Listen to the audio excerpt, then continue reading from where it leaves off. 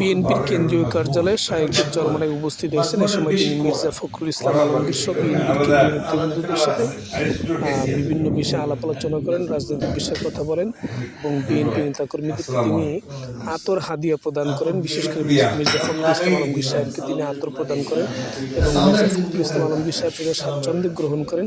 শায়েখের চরমনায় নিজ হাতে সে আতর বিএনপির কেন্দ্রীয় নেতাদের, বিশেষ করে মির্জা ফখরুল ইসলাম আলমগীর, বিএনপির চেয়ারপারসনের উপদেষ্টা আব্দুস সালাম সাহেবকে সে আতর মাখিয়ে দেন এবং তাদের সাথে কুশলাদি বিনিময় করেন।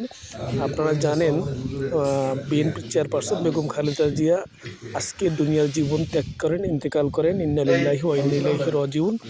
তার মৃত্যুতে গভীর সমবেদনা প্রকাশ করেন পীর সাহেব চরমনায়। ইসলামী আন্দোলন বাংলাদেশের পক্ষ থেকে কেন্দ্রীয় প্রতিনিধি টিম আজকে বিএনপির কেন্দ্রীয় কার্যালয়ে গিয়ে শোকবার্তা দিয়েছেন এবং তারা শোক সম্প্রান্ত পরিবার এবং বিএনপির প্রতি গভীর সমবেদনা প্রকাশ করেন।